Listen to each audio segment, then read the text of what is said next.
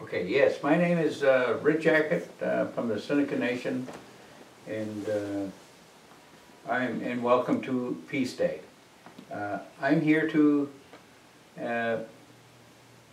let the message out about my amino acids. I got 28 amino acids in a cabinet, the whole sequence, and also I have the biochemical cell salts.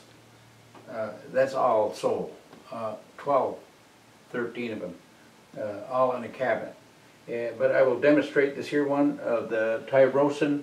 It helps, it puts the symptoms here and the instructions around the outside of this here other one, and also all the herbal medicines on the back. So it's complete. And each one of these amino acids are all the same, 28 of them.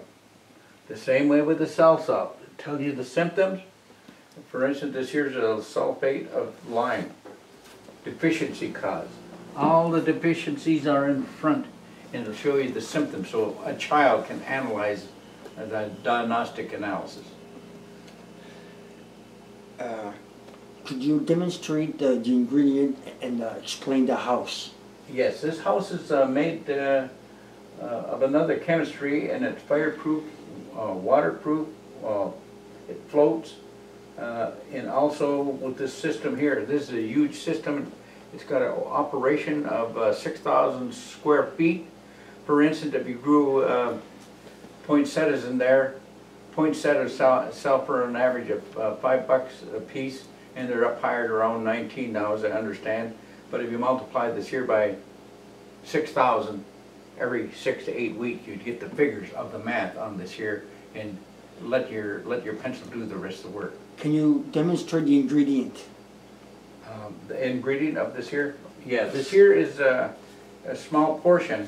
Now this here, the walls can be 6 inches thick or more, but I only kept this here on at a 2-inch thick. The insulation is so strong, so it's kind of hard to penetrate. Just like you might say a thermal pane window, it's only about a 1/4 inch thick. And that does all the work to keep the cold out and the heat out. So anyway, this is a variation of how this here works.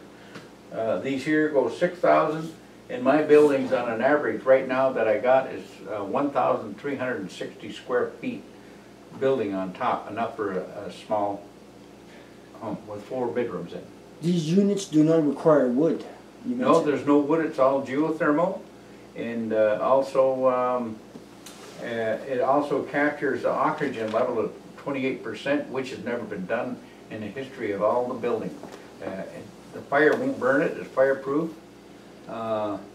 It's got its own gravity flow of water. It's got a digestive system into it that digests all the human waste in the bathroom, that it turns it back into powder so it won't pollute our water table. We keep on putting the septic tanks into our water tables.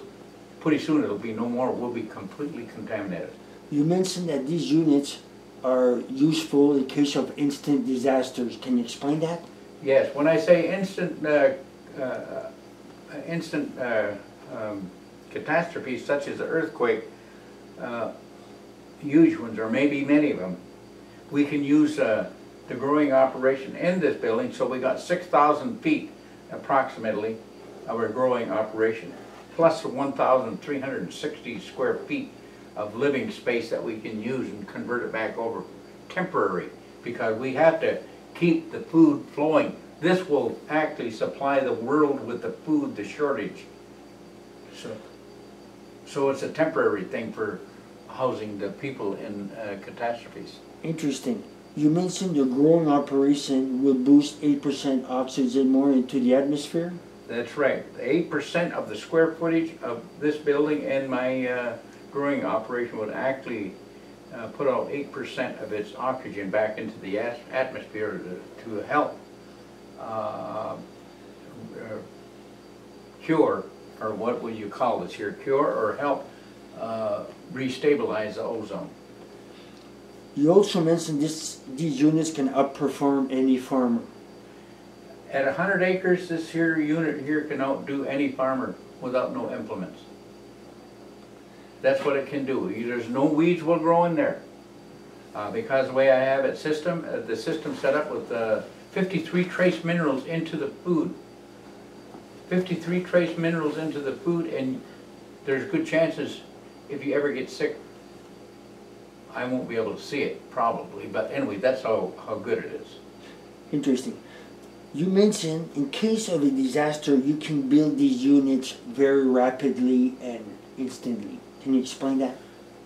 Yes, because the technique that I had within this building here, and use a robotic engineer process to construct these here. We don't need no stick framing. That's all eliminated. We don't need to cut the forest down because we don't need the forest to do this here. We need the forest to supply the oxygen in the outer atmosphere, so when the meteors come into the outer atmosphere, they'll burn up into the atmosphere. That's our safety. This will solve the food crisis and the housing crisis worldwide. That's correct. And probably not just the food and shelter, but also the health and your geothermal. Geothermal is heat to keep the body warm and safe, especially for the children. Now you will appear on Ustream at 30tcs.com on September 25th, 2010. Also, is there anything else you would like to mention on behalf of Peace Day?